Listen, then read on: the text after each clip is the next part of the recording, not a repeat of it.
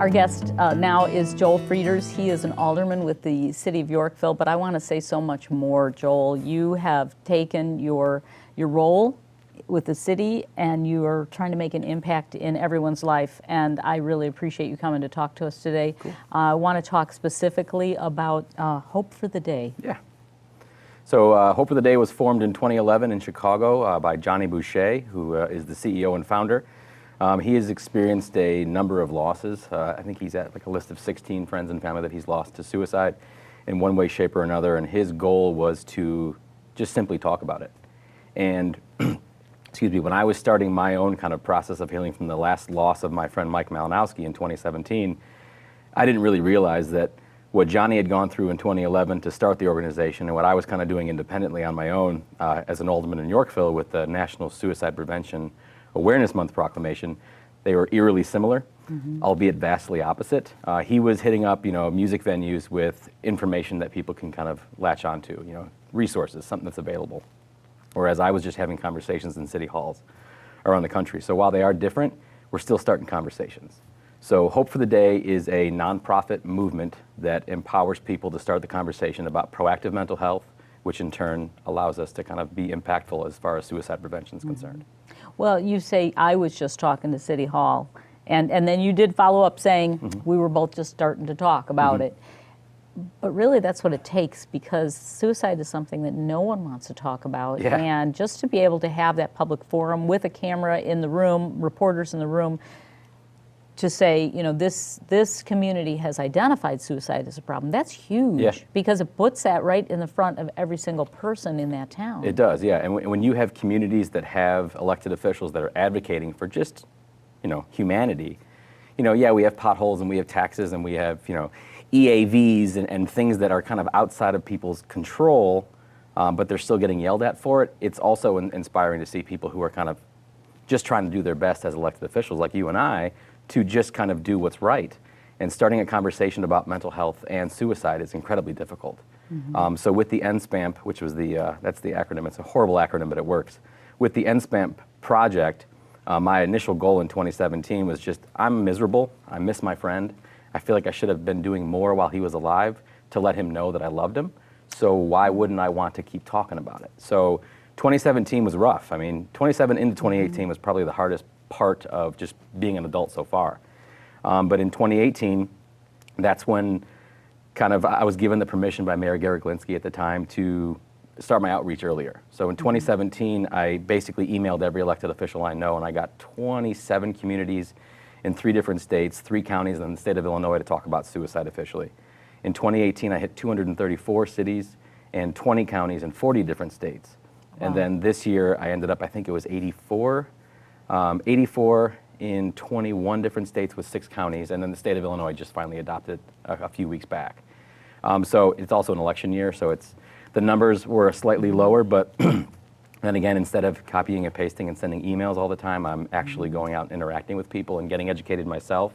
So I think part of my goal when I first started this was just not to be so miserable and sit in my, my misery. Right. But then as it kind of developed, I realized that there are other people out there just like me who kind of look like me, black t-shirts and tattoos and like to cuss.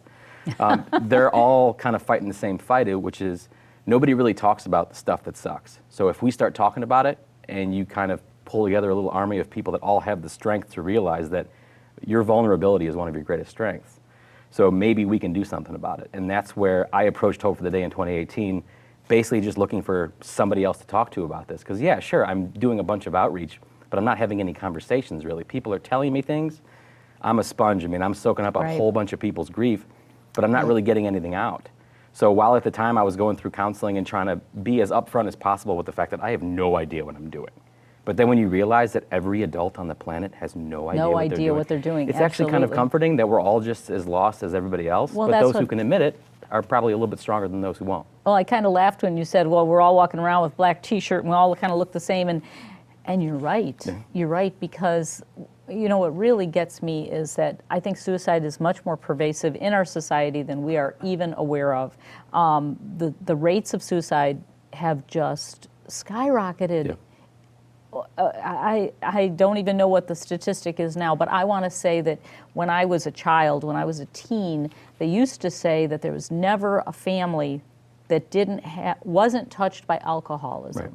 Yeah. Remember those days? Yep. I want to say there's not a family in America that has not been touched in some way by suicide at Yeah. this point. It's that prevalent. Yeah, when I first started educating myself on suicide, like the greater image of how it's impacting the entire world, it's 121 people a day. That was the statistic. Well, we just updated some of our statistics with the CDC and the AFSP, and it's 129 a day. 129 people a day in the end US. their life. In the U.S., yeah.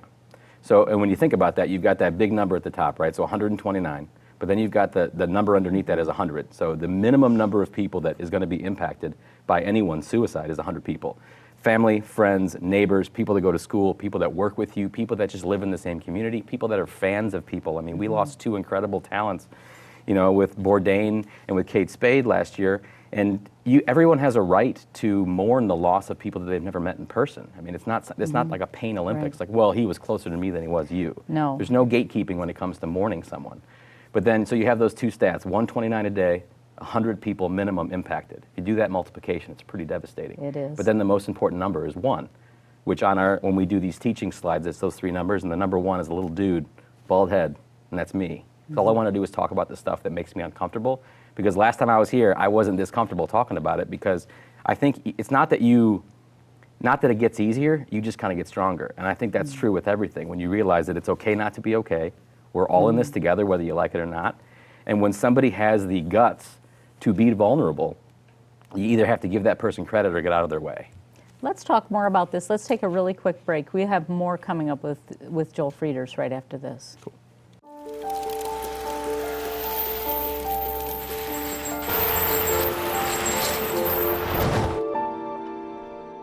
Did you know dragging chains can spark a wildfire?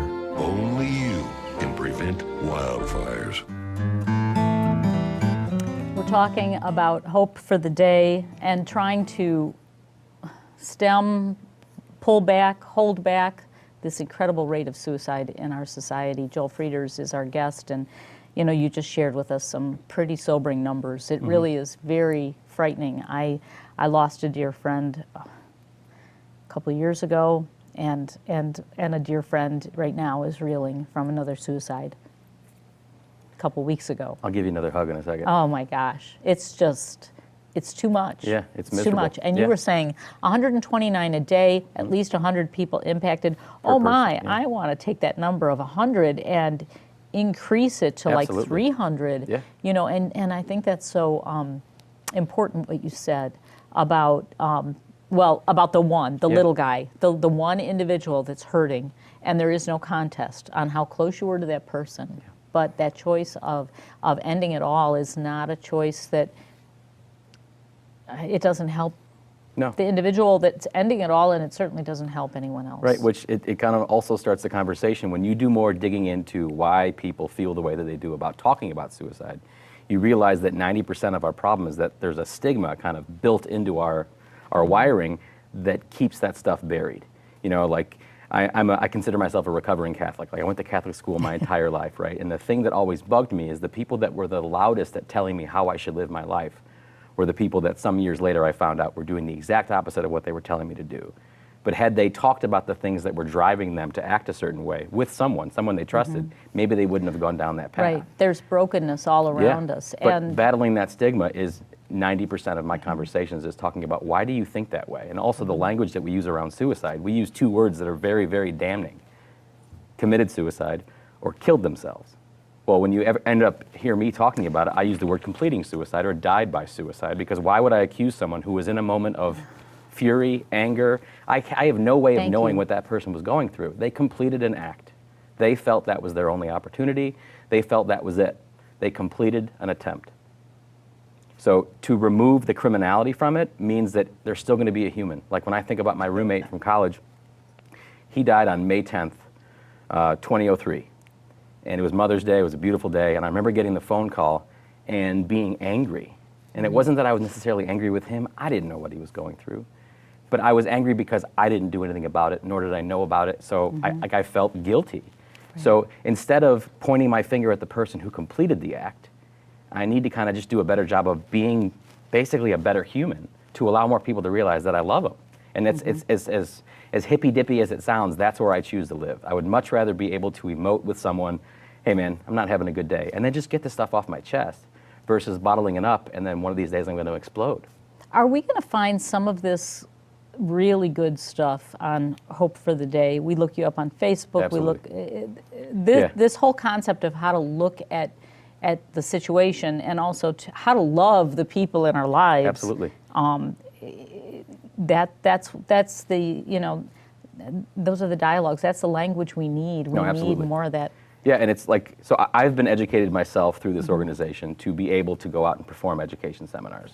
So whether it's through schools or in front of students or police departments or like I just did a coffee shop a couple days ago with a couple dozen people, it's being able to talk to people frankly and being vulnerable. Like I still cry when I do the presentation because I think about my friends that I've lost, right? But it's the fact that I'm a white, privileged male, heterosexual, and I shouldn't have any reason to be depressed. So now all of a sudden there's gatekeeping because I shouldn't have feelings that you can't necessarily see. We're just because putting I'm up a we're putting privileged up guy. too many barriers between ourselves and each other. We're putting Yeah. up too many. We could go on a whole nother We could. topic, and we won't do that. I wanted to ask you before we run out of time. You have a new project called Partners in Prevention. Can you Yes. tell us a little bit about that before we run out of sure. time? So through Hope for the Day, we're working on kind of partnering with small businesses, large businesses, corporations, cities, police departments, schools, in an effort to not only help them improve their own internal dialogue about suicide and mental health, but more importantly, to help people realize that resources are available, and they're available in a number of different forms, and they're not always intuitively obvious, because that's something that me, like I said, growing up recovering Catholic, I was never really told about, oh, you can go talk to a counselor. But there's a clinician, there's a psychotherapist, there's a psychologist, there's a psychiatrist. There's 1,000 different words that are all based around someone being an ear for you. So if we start talking about the things that suck, maybe they won't drive us into that moment of desperation where we feel that suicide is the only answer. So with the Partners in Prevention, what we're doing is simply asking companies to take a stand with us and have the conversation, be upfront with it. So we do some internal education where I'll come in and speak with the actual employees and the VIPs, whatever you want to call it, or VPs, excuse me. But then we also look at your insurance programs and see where are these employees allowed to go get help instantly. Because I know I've got like the Cadillac of insurance. It took me 7 days and 14 phone calls to find a counselor. That's ridiculous. This is an incredible opportunity that you're talking about, because in the workplace, there's so much stress there. Yeah. That's such an opportunity for growth, to make a difference, to make an impact, and that's what we're talking about. Yeah. I hate to say it, this time goes way too fast, but Joel, it is always a joy to have you on Thanks our for having me show. back. I appreciate it. Thank you so much for everything you're doing. Those you want to look up Hope for the Day. It's hfdt.org. hftd.org. You got There it. you go. Cool. Thank you so much. No problem. And that's going to do it for our show today. I'm so proud to be here for Fox Valley Television, and we'll see you next time.